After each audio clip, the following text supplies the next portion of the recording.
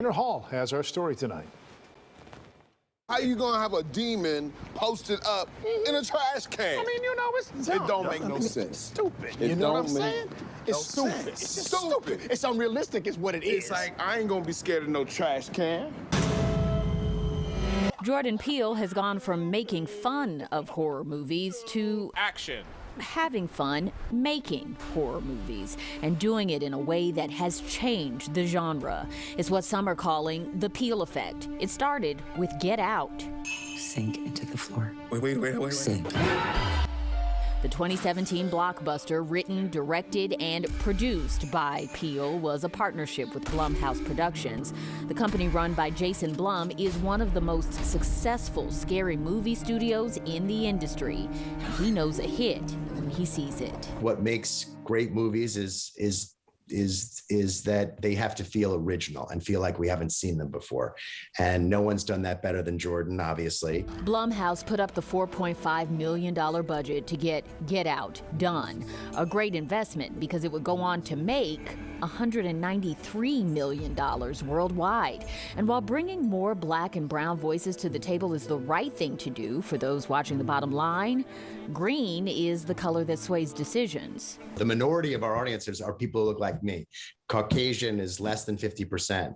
So it made business sense to choose storytellers who represented our audience. It was so long in this space and doing cinema, we were not allowed. Do you know what I mean? Our stories were not allowed to be told. Haircut, great. It's a cut. Thriller and horror director Deon Taylor, whose revamped Blackula is expected to begin shooting in Chicago sometime next year. It has been a very hard road for Black filmmakers that do horror, such as myself. Jordan Peele was an anomaly for him to be able to come into the space and do exactly what he did. What's important about what Jordan Peele does is that Get Out earns the Academy Award.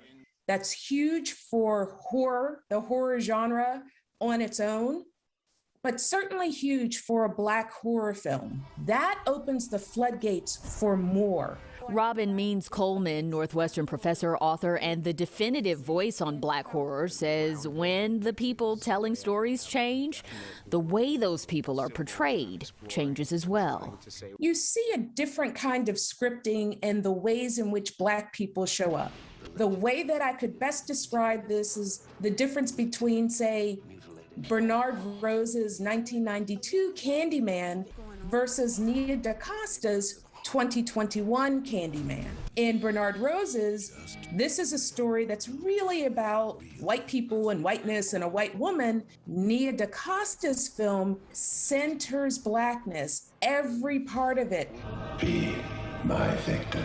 Acclaimed actor Tony Todd breathes life into the Candyman. For him, the latest retelling is just new light on what made the original so frightening: racism. Anybody can understand and relate to somebody, at least in my version, being in love with someone, and that's no one's fault.